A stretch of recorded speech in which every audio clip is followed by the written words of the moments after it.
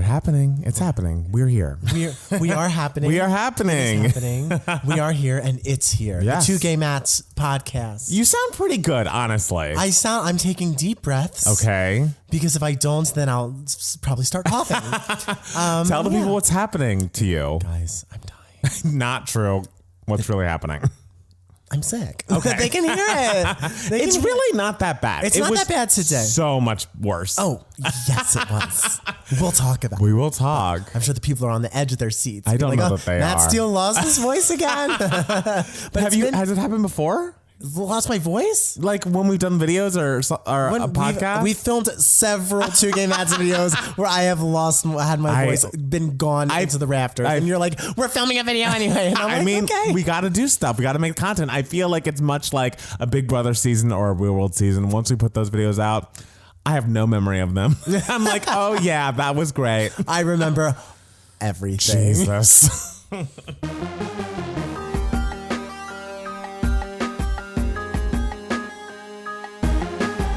Hey everybody, welcome back to another Two Gay Mats podcast. It's Matt Steele. And it's Matt Palmer. And as all of you can hear, I'm just getting over a sickness. Do not worry, it was not the sickness. Yes. Just a sickness. She got tested. She got tested. She was tested negative. Yes. And also she didn't have any other any COVID symptoms. Literally, like I was always full energy, no fever, no fatigue, no chills, none of that stuff. It was literally just a cough and I lost my voice. so that's this. And then the first day was like, a dry cough. And I was like, oh, what is this? But then the second day, it was Phlegm City for the next several days and continuing on still. We don't, do we need to talk about Phlegm City? Like, I'm do we just really saying need it for to? the people because phlegm is a sign that it is not COVID. Phlegm is a sign. Oh, is that true? Yeah, because COVID, it's a dry cough. Oh. But if you have phlegm, it's more of a sign of either like a bacterial infection or allergies or just a regular cold. So what do you think it is for you? Girl, I don't know.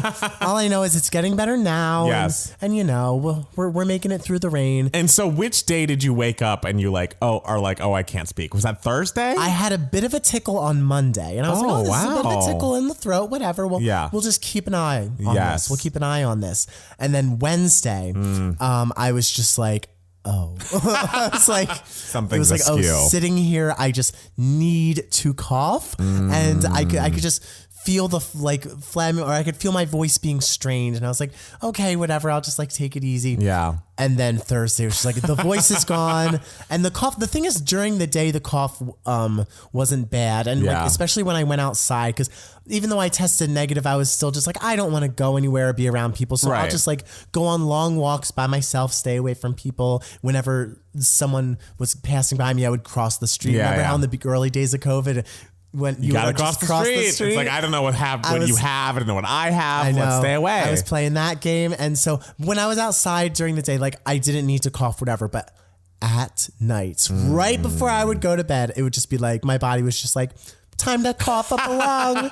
And it was just really hard. The nights were really bad. Aww. That was the worst part, was not being able to sleep. But if it helps you, I couldn't hear you in here. Oh, really? Oh, see, I was hacking in my bedroom and then going, oh God, just shouting that. The dramatics. It's so, well, because you know me, I don't get sick often, but when I get sick, I get sick. It's because the thing is, Matt Palmer, when he gets sick, he comes out of his room and he's still in his pajamas, and I'm like, oh, you didn't go to work today? And he's just like, yes, I'm sick.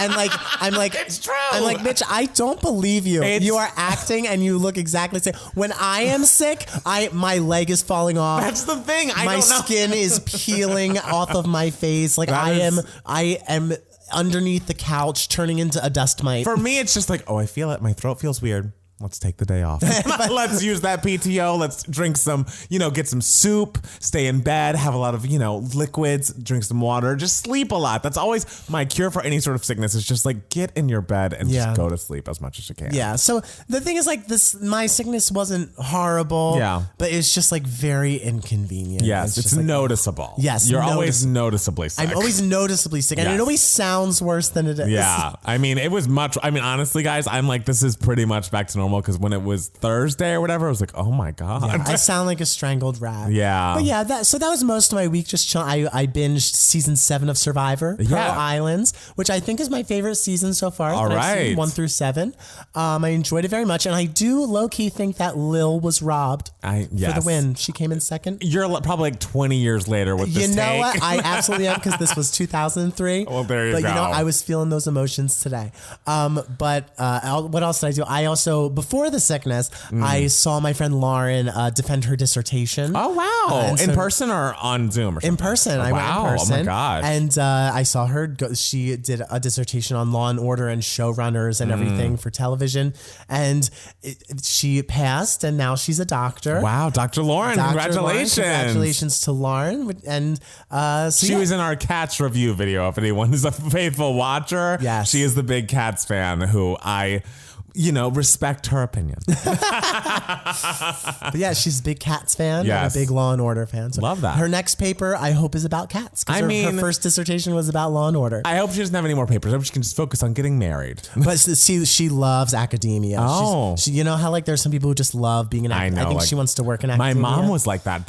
She was like, they had to kick me out of college. Like, you have enough credits, you must leave. And I was like, I was the opposite. I was like, I am ready to go. Yes, and I majored in musical theater. Literally the easiest thing you could possibly major in. Recorded music. We had a semester of music theory, and everyone was like, had never played a piano before. And it was basically like, this is a sharp, this is a flat, these are keys. I went for the first day in the exam and got 100. Because I was like, I'm not doing this shit. I got it, thanks. We had music theory for the first 2 years in our musical theater program, and the first year I tested out of it and I didn't have to do it. And it was literally just like, you took it for like an hour once a week. Like, it was a very small part of the major. Yeah.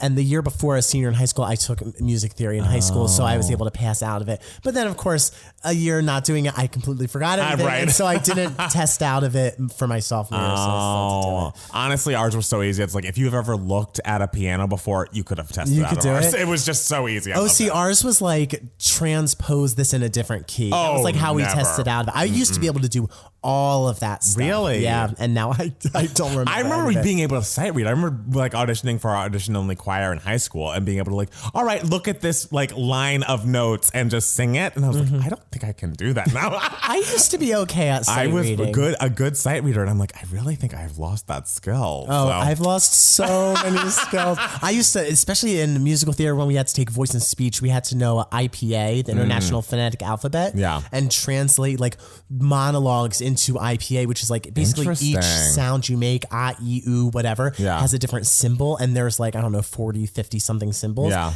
And I used to know all of it. I used to just write paragraphs in the IPA language. And now it's just like, damn, I don't remember any of that. But Lauren's just getting her doctorate and just loves academia and everything. And I'm just like, damn, I love that. I could never do this. No, it's not for us. Yeah. We were ready to not be in school anymore. Absolutely. What did you do this week? How did you celebrate Labor Day? How did you celebrate Beyonce's birthday? Oh, it's true. Well, Beyonce's birthday is actually also Jackson's mom's birthday. Oh, what a lucky lady. And his aunt's birthday, who was born exactly 2 years before her. Is that her sister? Yes. My friend's husband has the same birthday as his sister. Oh, like, that's crazy. Like 3 years difference. It's like, man. I know. Amazing. I asked him about it and he's like, yeah, it's weird. I don't want to talk about it. I don't want to think about it too hard. But yes, so we went over there on a Saturday and just had a pool day, and that was lovely, seeing his family. And then we went to Solvang, which is a little Danish themed town above Santa Barbara.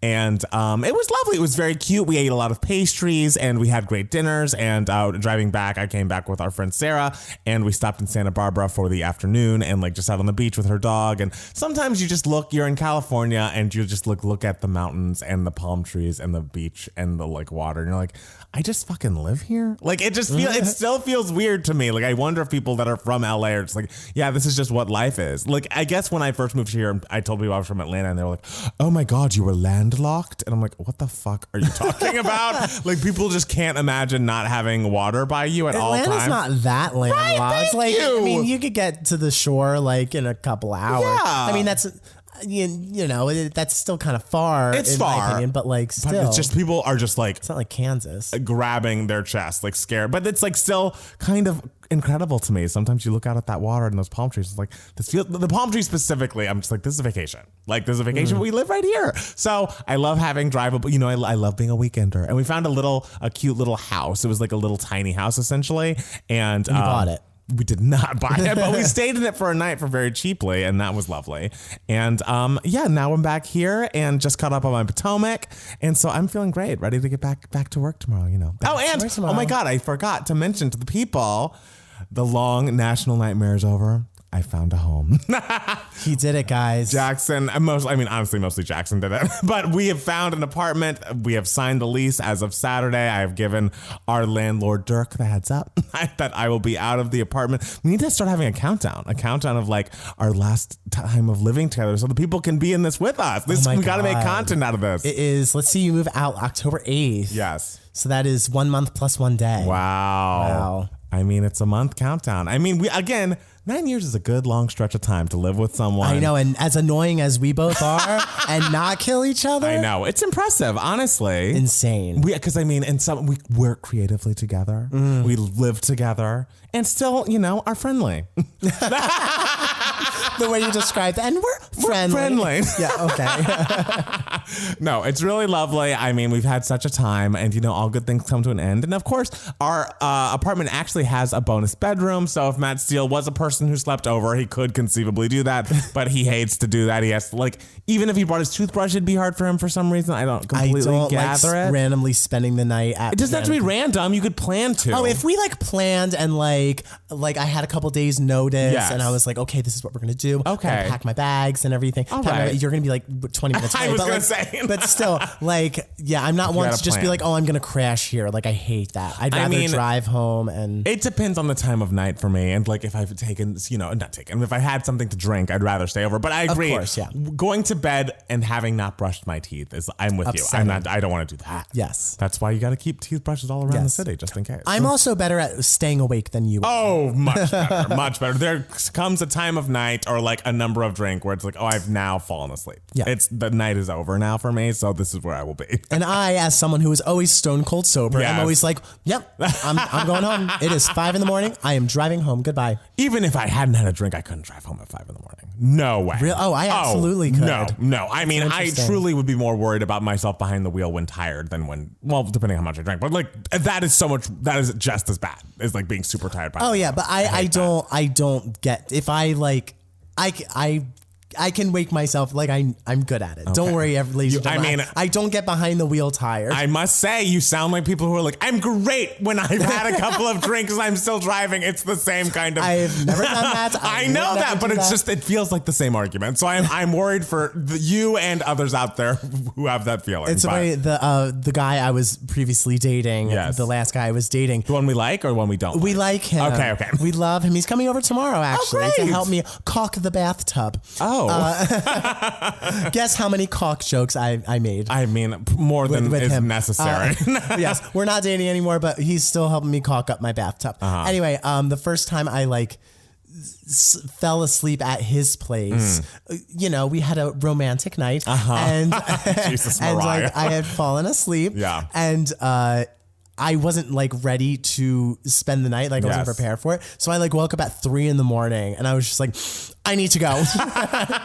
And he was like, what? And I was like, I'm going to leave. Okay. It was lovely. And then I just left, and he was so freaked out by it. I'm sure. And I was just oh no, I'm not, I haven't brought my toothbrush. I mean, it's honestly a similar feeling to me now is when Jackson and I fall asleep pre-brushing teeth, and I wake up an hour and a half later and be like, Jackson, we have to brush our fucking teeth. I will not do that. We have to brush the teeth. We have to do the floss picks. If there's anything that's important to me, it's brushing one's You're like teeth. me. I would always, my ex-boyfriend years ago, he would just be like, oh, I don't need to do this or I don't need to do that. Not necessarily brushing teeth, but stuff like that. Yeah. I'm too tired. And I'm like, no. We are taking care of ourselves. Right. You It's are important. brushing your teeth before you go to bed. You know what? You don't want to be pushy. You can only control yourself. I'll be pushy. Okay. Well, I'm fine with being pushy. I will encourage one. And Jackson is all about it. He agrees that's something that's good to do. But if he's like, I am fully asleep, I can only control myself. And thus, I will be getting up and brushing my teeth and doing the floss pick. Because it's just to wake up. Ooh. I mean, I know, and we've all upsetting. done it. It happens. We're all human, but like, it's a bad Or like I need to take my contacts out. Ooh, Like, I don't have a contact. Does it hurt? What happens if you sleep on your contact? It just feels a little gross. My contacts are actually designed like you can sleep in them, okay. like if you need to, That's but like nice. I don't. Like I'm just like, ugh. Yeah. Gotta keep it classy. Exactly. I mean, honestly, it's great that we spent 15 minutes talking about nothing because really, whoa, the news is nothing. Oh, no, so get ready for guys. a nothing burger. But hey, we can talk more about our moves, our lives, what it's like with us having boyfriends and stuff. I can't really talk about that. Well, I mean, when you did, and you know the caulker guy, he's the caulker. Yeah, you know, all your escapades with him. Did you know that Robin Antin, who was the creator of the Pussycat Dolls, is currently suing Nicole Scherzinger? Why? Because, okay, before COVID, there was a planned and agreed to Pussycat Dolls reunion, which was kicked off with the single React, which is very good if you haven't heard it or seen the video. It's quite good, actually. But after coming back from COVID and being like, okay, now it's time to reschedule the tour and let's do it, Nicole has decided that before she had a 49% stake in the Pussycat Dolls reunion. Like it was 49% of, I assume, the proceeds or whatever are going to her. And like, okay, sure, you're the lead singer, you're the only vocalist, but like that's a big chunk out of a 5-person group. That's and a lot. Robin Antin, the creator, is going to have a smaller chunk than you. Sure, whatever. And now Nicole Scherzinger is like, I want 75%. Nicole. And creative control. And it's like, Nicole. Nicole. Like, we get it. You were the only vocal on the record. But there are 5 girls up there. And she did put you guys together. And like, no shade. She's had some solo hits. Don't Hold Your Breath is an excellent piece of music. But like, at this point, you're mostly known for turning down Andrew Lloyd Webber, right? Wasn't she supposed to be in something? She was supposed to transfer to Cats on Broadway. She didn't because she played Grisabella in London and then she pulled out. And Yes. Andrew Lloyd Webber was like, I am no longer friends with her.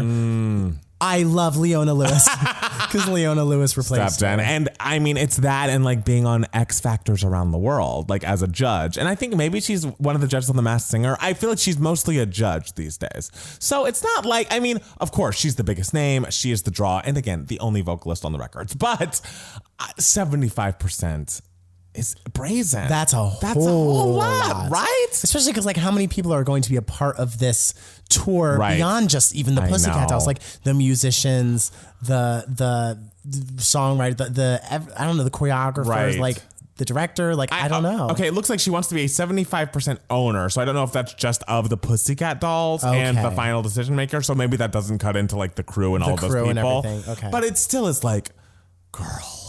Please. Like, and also I feel like these tickets maybe were even on sale before COVID happened. Like there might be some gays out there who have tickets to these shows that might not be happening because Nicole wants 75%. And now I assume it's not happening at all because Robin Antin is now suing her. And I don't know how you come back from like, I'm suing you to like, now we're going to work together and be on a tour. Yeah, so that's rough. Maybe that's that on that. But I mean, I wanted more music from them. I thought React was great. React was really great. It was really good. They had that real hot music video. Great video. I love the gif where they're like, their butts are in the air and they spread their legs. It's great. It's really good. And I wanted to see more. I thought it was a great comeback performance that they did on the X Factor when they did it.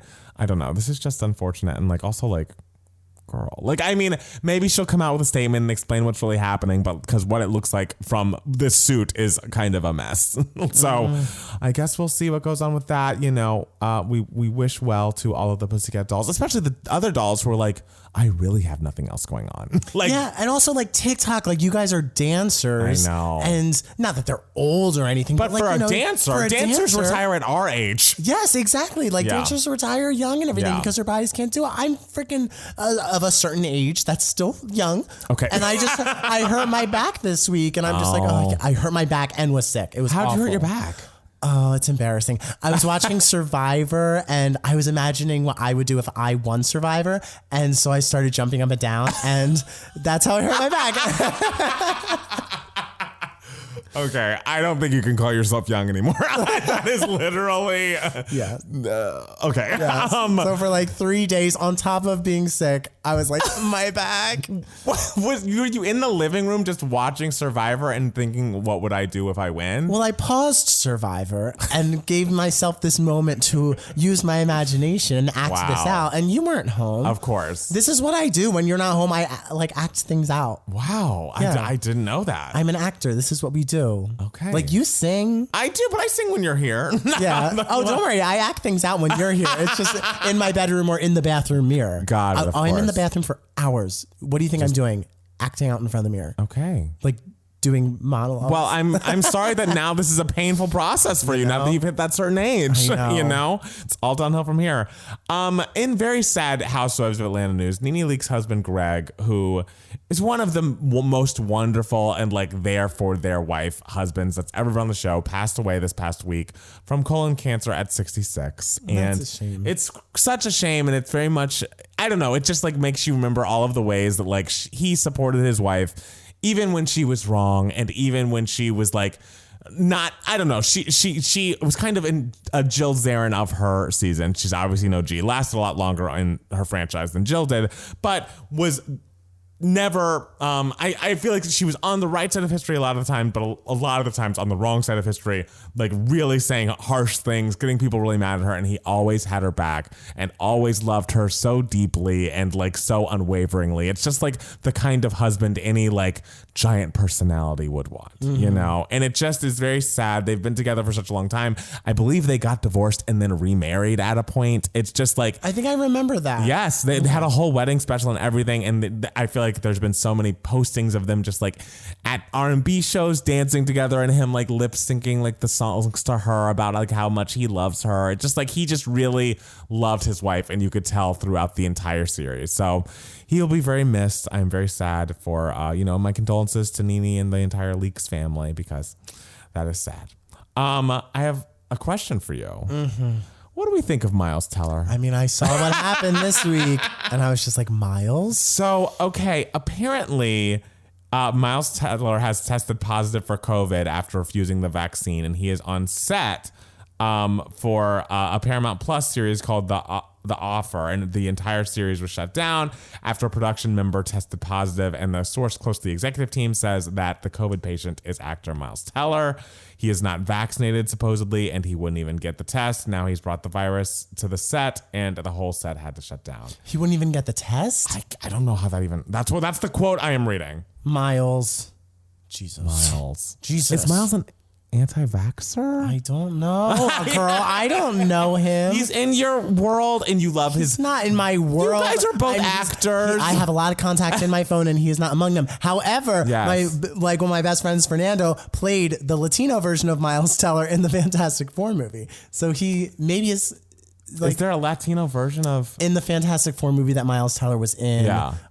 Miles Teller plays like a shapeshifter or something like that. And so Fernando there's a part he like runs off to Colombia or something. And shapeshifts into this like Colombian guy. So they needed a Latino Miles Teller looking person, and that was Fernando's role in Fantastic Four. He was in the movie, like you saw his face in a movie. Yeah, remember when Fernando? No. Oh, this was years ago. I have no memory this was like of this. 2015. Okay. I want to say. Did he have lines? Yeah, a couple lines. Cool. Yeah. He filmed in like New Orleans. Well, you need to text him and ask if the guy's an anti-vaxxer.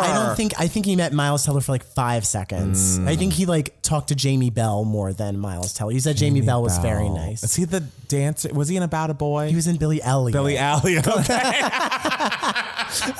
Which is about a boy with dancing. I guess. I loved About a Boy. I love Billy Elliot. I never saw Billy Elliot. Oh, you would. I have it on DVD. I have the musical on DVD. Okay. Yeah. Did you like the musical or the movie more? I love both. Okay. I love both. Interesting. They're both so I loved great. About a Boy. All right. It's lovely. Guess we got to watch it before I move. I know I have such a small amount of time, like window of time, before I can force you to watch the things I've always wanted to force you to watch. I know. It's like TikTok, babe. Hey, Mr. Producer's coming. Oh, Jesus. That's like my nightmare.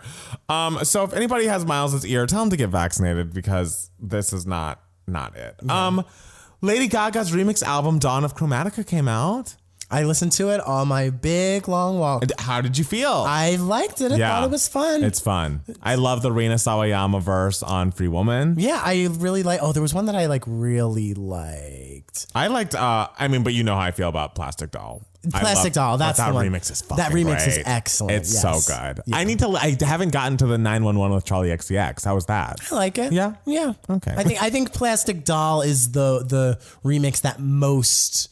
I'm not gonna say improves upon the original because I don't want to say it improved upon the original, right? Meaning I don't like the original, but I definitely was the most excited when I heard it. What is this? It's good. It's good.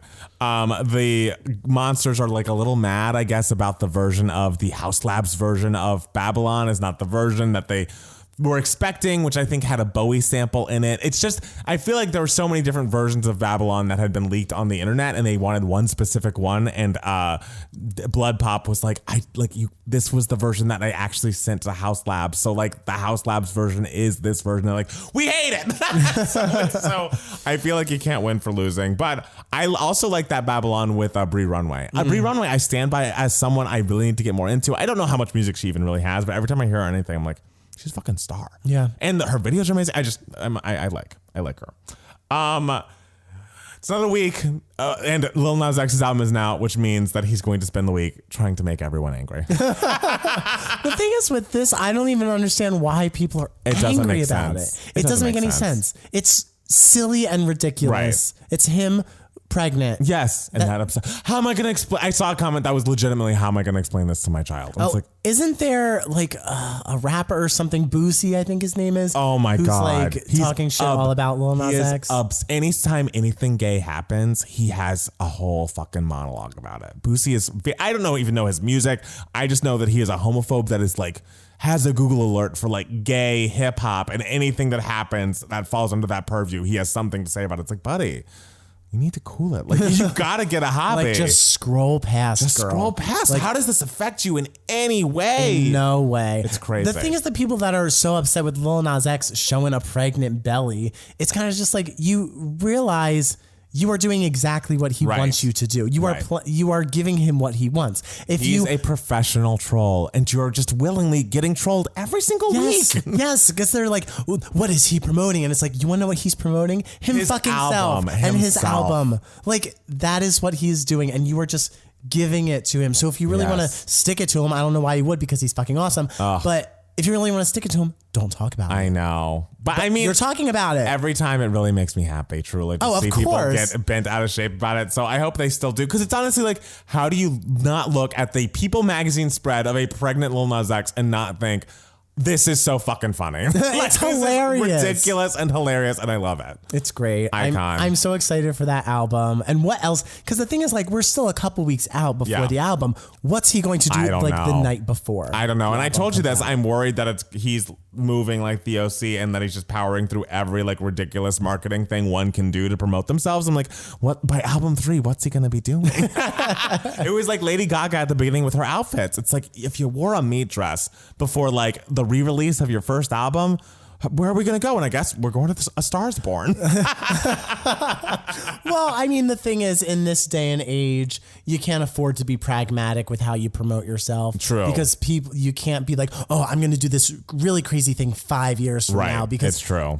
Who has the time? Who has the time? You might be forgotten 5 years from now. Wear the pregnant belly now, Lil Nas X. Go for it. His album is featuring tracks with Elton John, Doja Cat, Megan Thee Stallion, Miley Cyrus, Jack Harlow.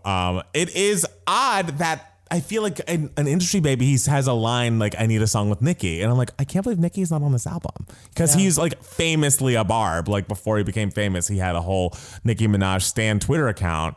And so I just assumed that they'd work together. And she said something about Industry Baby being her favorite song of the moment. And so I just was oh, they're working together and there's going to be a song on the album. Maybe it's a remix of something. I don't know. I just was surprised she was on the track list. Maybe they couldn't make it work, or maybe it'll pop up by surprise. Maybe he'll be on her album. I don't know. Yeah. But it's just, I mean, that's what I want to see. That's what I want to hear is if he loves her so much, he's so big and so ridiculous. She's so ridiculous. It just makes sense. Yeah. All right. So still looking forward to that. What happened? I have a Britney thing. I don't even remember what happened. Oh, Britney Spears' attorney has accused Jamie of trying to extort $2 million from the conservatorship for stepping down, which just sounds like, of course he is. Yeah. I hate this man. And then lastly, and you know, speaking of someone I've always in my life avoided talking about, I'm only talking about it because we have a lack of news. Joe Rogan has COVID. Like, who cares? Except he's like supposedly taking those horse. The horse thing, I completely missed this memo. Like, when did the horse, what is it, like horse tranquilizers or horse it's whatever? Not tranquilizers. It's like he's taking the unproven horse dewormer. Dewormer, that's which what I it guess is. the right is now saying, you know, cures COVID or gets it out of your system. It's like, guys, the FDA is like, what the... And also, like, all those people that were like, I'm waiting for FDA approval of the vaccine. It has it. Like, the fucking dewormer doesn't have it for a fucking human. What's wrong with you people? I know. And also, like, the people who are like, COVID doesn't exist, but I'm going to take this horse dewormer. It's like, what are you doing? You are just like self-sabotaging yourself just to do it. I hate it. I hate him. I don't understand how this horse dewormer conspiracy theory started or why it started. Like, because you have to know. Right. That's crazy. Do you not? It's just people.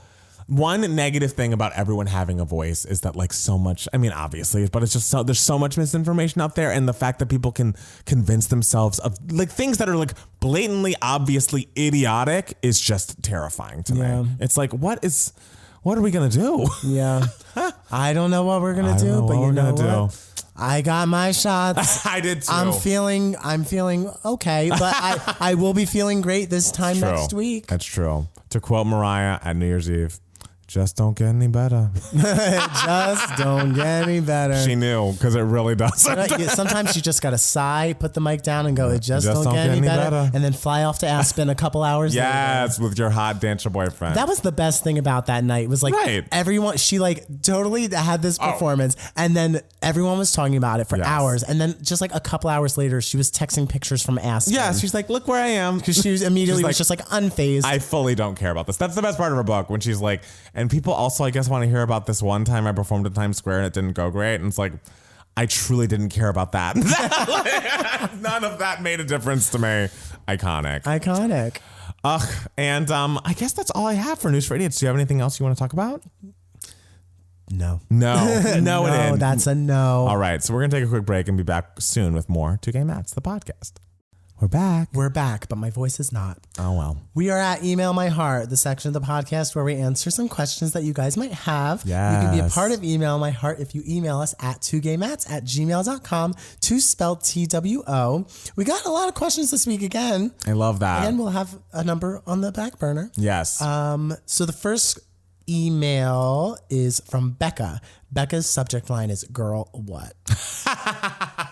Okay. Becca says, hey, Mats, I was listening to a couple of Melanie Martinez songs on her Crybaby album, and when I finally stumbled upon a song called Cake, I couldn't believe what I was hearing. I couldn't help but say to myself, what happened here? I am not a huge Melanie fan, far from it, but I can say that every other song is well written and ties into the album cohesively because each song ties into the overall story that the album entails, which is Crybaby's main draw. And with that being said, I have to ask, why is Cake to me such a poorly written song, and how did she get away with it? Every time I hear her say, when you walk away with the frosting of my heart. That is bad. You're right. I swear I lose a year off my life. And with that whole tangent tossed into the 2 Gay Mats universe, I was wondering if any of you have had a similar experience with perhaps an artist you like releasing an album with a song that's noticeably the worst of the bunch, or maybe even a talented songwriter with great lyrical sense who somehow has written a terrible song. I'm curious as to what you guys have to say regarding this topic in bad music.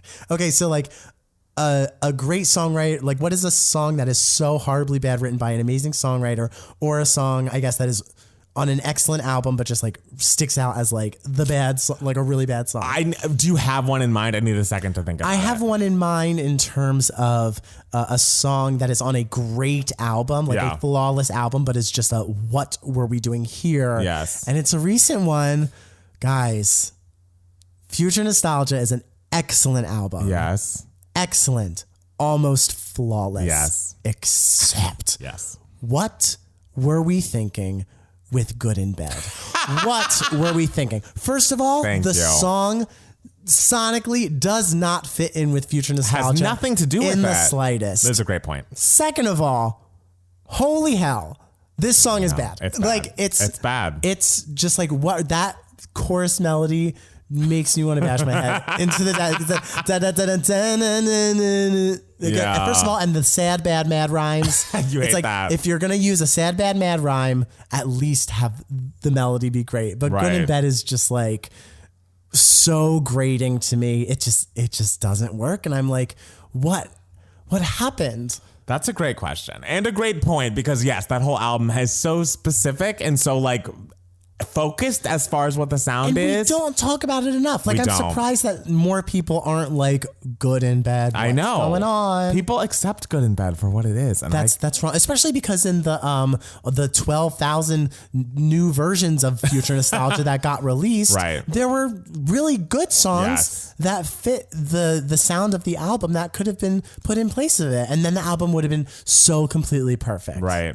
I just found one. Oh no. All right, I feel like I don't talk enough about this album for an album I love so much. I think Speak Now is one of Taylor Swift's most amazing albums. I love that she wrote every single song by herself. I feel like it's just it's so her in so many ways. I feel like because it's between Red and Fearless, it gets overlooked. But they're like that stretch, especially between Speak Now, Dear John, and To Mean, is like some of the best writing she's ever done. It's my favorite Taylor Swift album because it's just the most quintessentially her. Absolutely. It's brilliant. Which is why we have to all note that Never Grow Up is one of the worst fucking songs ever. I think it's similarly to like the Sad Bad Mad thing. There's nothing more that I hate than like young people like talking down to young people as if they are wise. And it's like, bitch, you're 19. You were just telling John Mayer that he was too old to fuck with you. Like, you're not old enough to be giving out wise advice. I don't care if you're at a friend's house, she has a baby, and you want to impart like,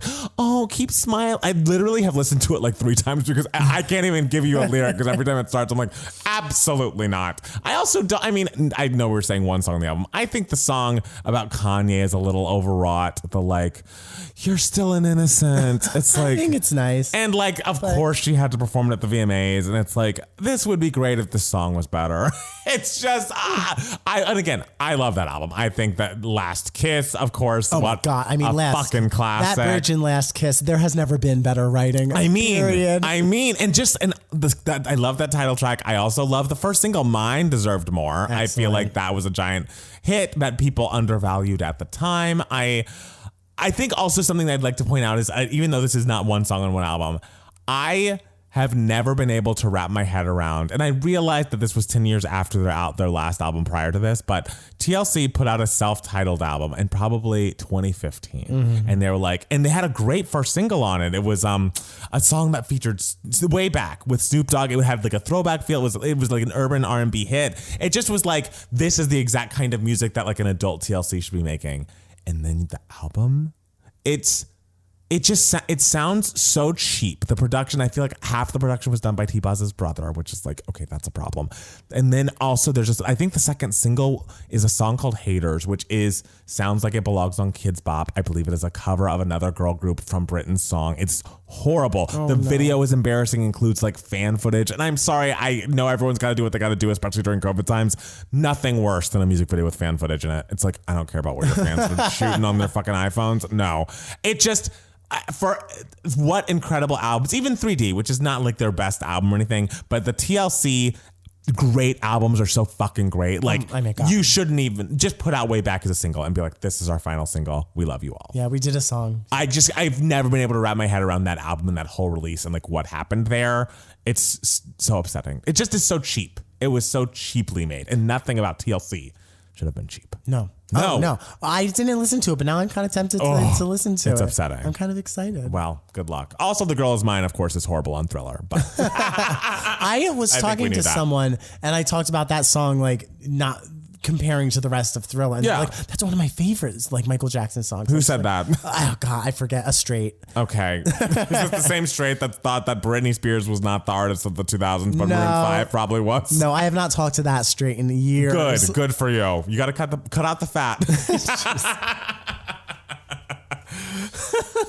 All right, do we have another question? Okay, next question comes to us from Mel B. Oh, I know. I you got love so her excited. already. I was like, it's her. She's here. I don't think it's that Mel B. Oh, because it's from Melissa. Yes. Yeah, a different type of Mel. So Mel says, Real Housewives of Salt Lake City. OMG. Hi, Matts. Love you both fiercely since your YouTube review of the Hamilton soundtrack. She wrote it since your YT review of the Hamilton soundtrack. And the first time I read it, I was like, since your white review of the Hamilton soundtrack? I was like, I don't understand. It took me a while to get that. It meant YouTube. I'm glad you got it. I cut the cord years ago, so I've fallen off quite a bit from all the Housewives. But now that I have Peacock, I had the chance to watch the first season of Salt Lake City over the long weekend. And my God, how I've missed the blessed mess that is Housewives. Yes. Matt Palmer, Matt Steele, please chime in if you've watched. I haven't, so I won't. Matt Palmer, please share your final thoughts on the reunion. Heather might be my favorite, followed by Whitney. Jen is a whole lotta. But love her husband and him being her balance. Meredith's son is obnoxious but funny, and her beaded mask in the last episode was iconic. Absolutely. Mary, oh Mary, LOL, that marriage is weird AF, and there's no way anyone could make me marry a step anything to me. Lisa definitely came off as a perfectionist and a little judgmental. That's my 2 cents. Love y'all. Stay safe. Melissa, what are your thoughts on that reunion, Matt Palmer? I mean, the reunion was crazy. As much as I loved Heather during the season, I actually thought she came off a little too big for her britches at the reunion. She had gotten that Rihanna follow on Instagram, which some housewives get, and it's basically like, you're the chosen one. Oh, and I love that. Which, I mean, of course, who wouldn't like be feeling themselves if Rihanna follows you? We love it when bad girl Riri has her say. Exactly. And so I felt like Heather didn't come off great in that reunion, but I still do love her. I'm excited to see her seasons 2. I agree with most of your assessments. Brooks is annoying. I was really rooting for him as a side character, as like a gay son. We need that on the show, but he just wound up being a little annoying.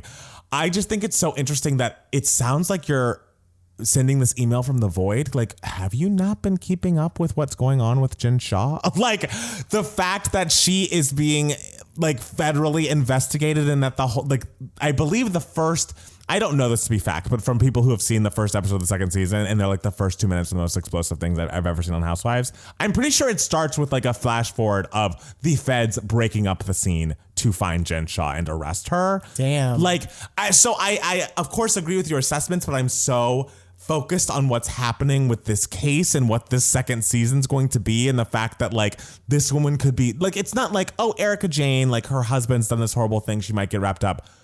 Jen Shah is the number one person they're going after. Like, they're saying she was the head of a ring that was defrauding millions of old people across the country, and that her assistant from that first season has already turned on her. So she could be going to jail for like around 10 years. Like, she's really, really fucked up. So I agree with you, but I think there's just so many more pressing issues coming. I'm so excited for season 2. They're adding a new cast member, but it's clearly going to be all built around this whole Jen Shah arrest, which is going to happen midstream of the season, because they were, again, shooting when the feds found her at Beauty Lab before they went on a cast trip. I mean, this is iconic. This is going to be iconic. I think you're right. I'm nervous that Heather, I hope that she has come down off her cloud, because the thing we loved about her was like, you were rooting for her. She was the underdog. And so her being like the queen is kind of like, okay, I need you to not be that. It's like the Bethany problem. Like, you're scrappy and winning when you are the underdog, but when you're, you can be a little less likable if not in that situation. So, okay. All right. Well, heard it from Matt Palmer. It's true. So, Matt Steele, I have a question for you. Yes. What's been giving you moments, darling? So I have 2 things. All right. One thing is very quick. I watched a movie last night on HBO Max. It's called Shiva Baby. And it's really, really fun. I love a movie that kind of feels like a play that takes place in one place. Yes. I love it.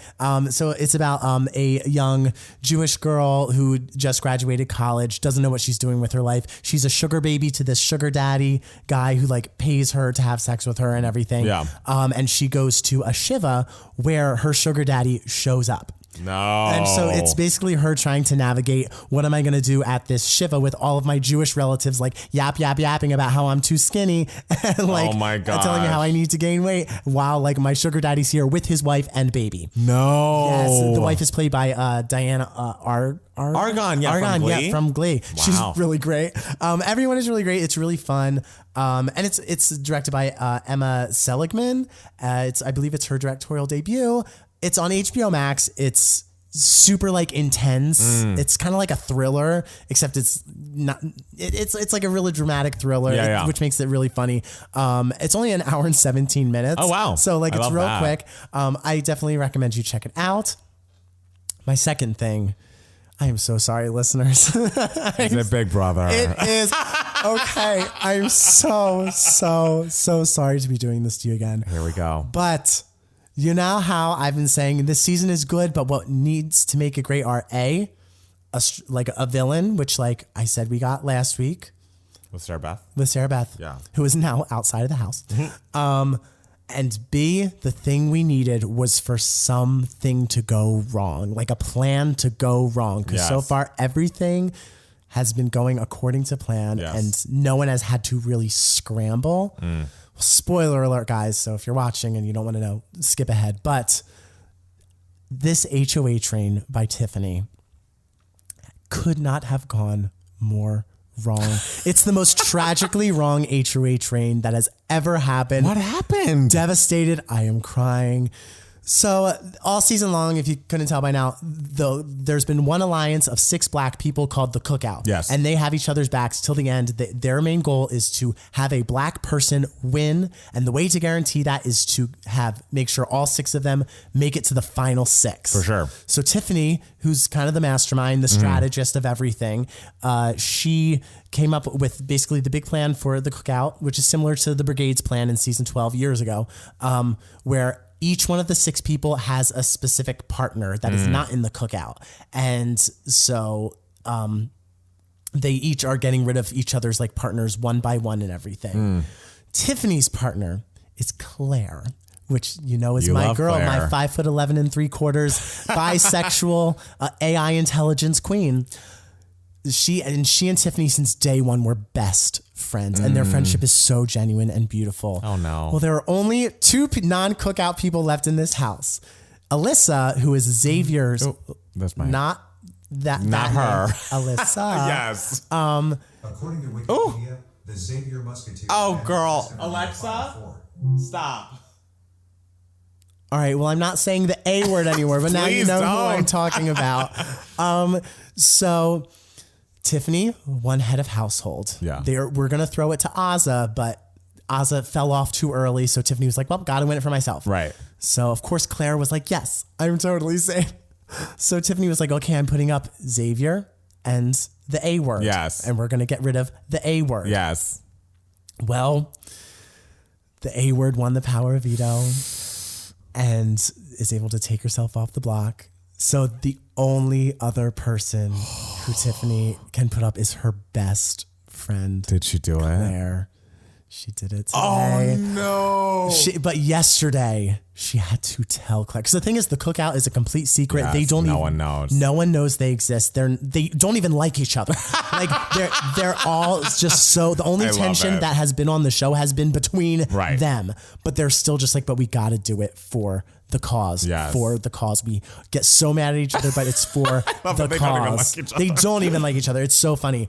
And so Tiffany's like, what do I do? Like, I'm the one that created this plan where each person has a partner, and now I have to put up my partner and get her out. What did Claire say when she told her? Well, the thing is, everyone is like, Tiff, you have to tell her the truth 100%. Yes. So Tiffany's like, I'm going to tell her. I'm putting her up.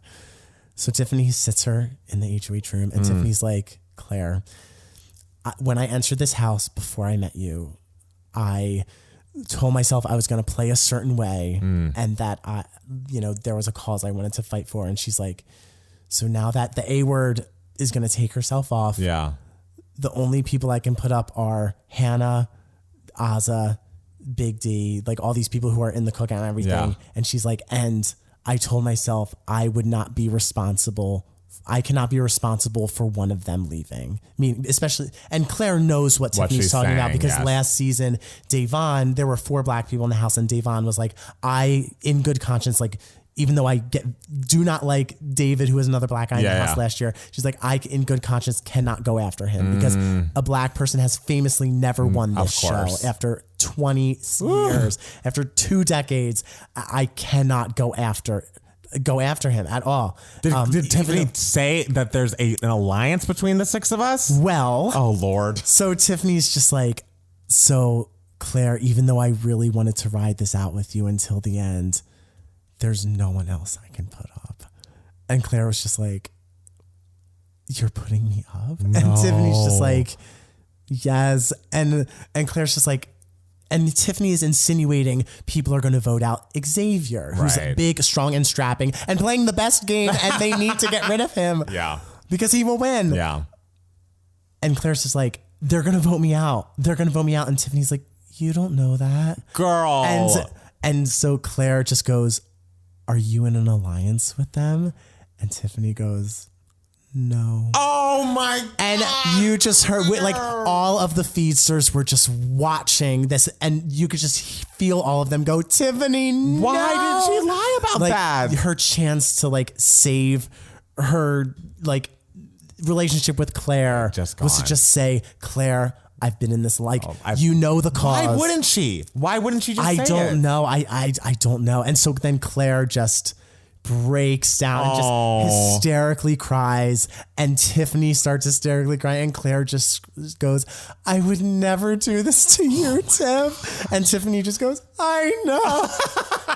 And like they're like hugging each other, like sobbing, and Tiffany's just like, I'm so sorry, Claire. My God. Claire's crying, Tiffany's crying, I'm crying, and then all of a sudden Azza just barges into the HOH room and sees them crying and just slips on. I mean, what else can you do? You gotta get out of there. It was so funny, but I've never experienced a more devastating like move kind of in the game, and it's just iconic and sad. Did the cookout all say you have to tell her that we're an alliance?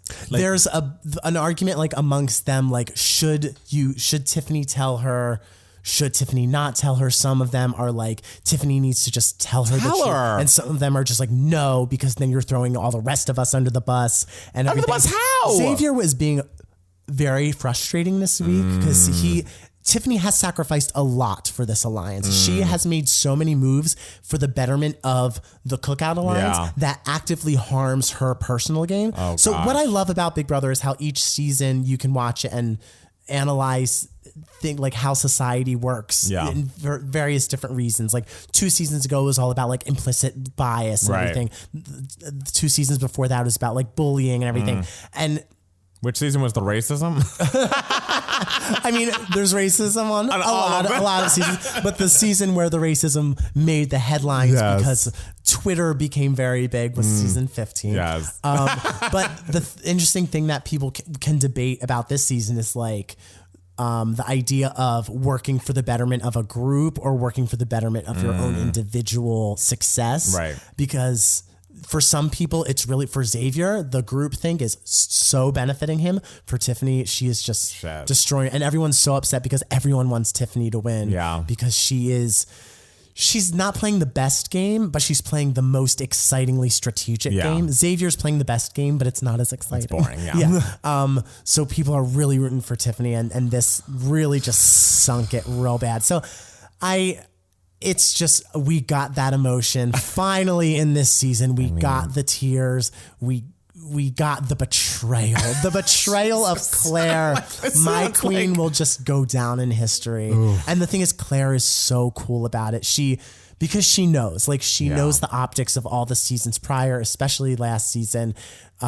She knows the optics. So she's obviously like she was saying on the feed, she's like, it's so cool. There's never been a final 7 like this before because A word is Latina. Yes. So after Claire, there are no more white people. And she's like, there's never been a final 7 like this before, and that's so amazing, and I'm glad I got to be a part of it. But I'm still really sad. Does she Does she believe there's an alliance now? Do we know? We don't know. Okay. That's the thing. We don't know if she knows and just doesn't want to say anything. It might Someone make her look better bad. tell her in that goodbye montage. Someone just The thing is, tell the her. Cookout all made an agreement to, like, during their goodbye messages after Claire is evicted, or after all the players evicted, to not specifically say, like, the most that anyone has said in the goodbye messages, I've been working with an alliance and it had to be a secret. Like, it's so, yeah. And the thing is, like, you would think, like, even the Black Big Brother fans on Twitter, they're divided because half of them are just like, they need to stick together. If one of them betrays the group, like, they'll look so bad and everything. It'll be a betrayal for, like, the win, for the cause and everything. Right. But half of them are just like, fuck that. Tiffany, throw all of them under the bus. Yes, like, girl, save your own game. Like, you need to get Xavier out. Yeah. Put up someone else so Xavier's guaranteed to go out. Like, so it's really dividing people, but just this betrayal, especially because it's a betrayal of my favorite Claire. I know, you love her. I love Claire. I know. And the thing is, like, Claire had a special power. Tiffany was HOH. You gotta wrap it up. I'm sorry. You gotta wrap it up. Tiffany was HOH like a week ago. Okay. And Claire had a special power where she was able to dethrone Tiffany and come up with her own nominations. And Claire just did what Tiffany wanted. Even though Claire had been wanting to get Xavier out, she was like, no, but I want to respect what Tiffany originally wanted because that's my girl and it's the two of us till the end. And so Claire, like, even ruined her own game for Tiffany, and then Tiffany just ruined Claire's game and her own game. I'm just happy because we finally got something going wrong There you go. in the house. And that's what makes the show exciting. The constant back and forth. I'm sorry you guys had to hear all of that. But it really, yesterday, I was a wreck. Wow. Wreck. Wow. It was amazing. Jesus. Well, I'll keep mine quick. Ted Lasso, I feel like this season got off to a slower start. I feel like they were very much leaning into the, like, we're that sweet show that makes you feel good. And, like, every character is nice, essentially, for the first 5 or 6 episodes, which was, nice and comforting, but also, like, this is a show and there needs to be conflict. And they are kind of now creating conflict in a very unexpected way. Spoiler if you're not caught up on your Ted Lasso. But Nate, who used to be, like, kind of lower on the totem pole, used to just kind of clean up after the soccer players, this season has been promoted to assistant coach. He did something good and, like, got his name in the paper. It was trending on Twitter.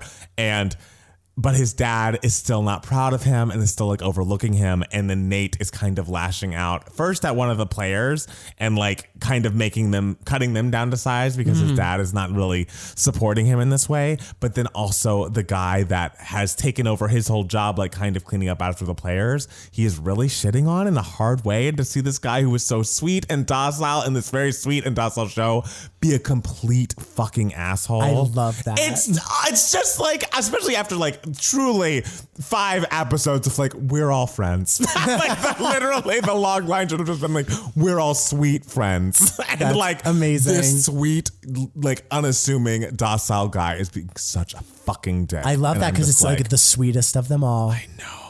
And I'm like, even though I see where it's coming from, I see his dad, like, belittling him and not, like, celebrating his newfound success. I'm still like, fuck you, Nate. Don't treat people like that. You were just that person not that long ago. How could you do this? I mean, clearly it's affecting me, so I care a lot. But just, like, fuck you, Nate. And I mean, I'm going to say it every week until it's off, but the other 2 is the best show on television. They put out 2 more episodes. Especially the skewering of, like, specific niche gay things is just brilliant. Every single, like, first it was like the gay is going on Ellen and getting $25,000. There's a whole episode about Carrie meeting and hanging out with this couple that they used to be insta gays, like, they used to just, like, take their shirts off and, like, be at pool parties, and, like, that was this one guy's Instagram following. But then, like, he found a boyfriend, and so now we have a couple's Instagram, and there's, like, a whole episode of them being like the cuddle boys on Instagram. Oh God, so funny. And Jimmy Fallon is in it, and he's hilarious. So everyone should watch the other 2. I'm gonna sing its praises forever. It's a brilliant show, but it's just so great. And Ted Lasso is great, and fuck you, Nate. So those are my feelings. Well, don't say fuck you, Nate. No, he's a 3-dimensional character. I am a person who decides. Okay. I have decided. He's decided. No. But he's the one giving you conflict. He is, and that's what I wanted. But I just didn't expect it from him. I know. Girl, tell me, I know what it's about to go through a whole season with no conflict, and then suddenly you get conflict, and you're like, this isn't what I wanted. This isn't the conflict This isn't the conflict I wanted. Save Claire. Be nice, Nate. All right. Is there anything else we want to tell the people before we sign off for the day? Thank you so much for listening to our rambling, especially my rambling in this voice of mine. I wonder what it sounds like in your ears. It's honestly not as bad as it probably feels to you. Okay. It does feel awful. It doesn't sound awful. It really doesn't.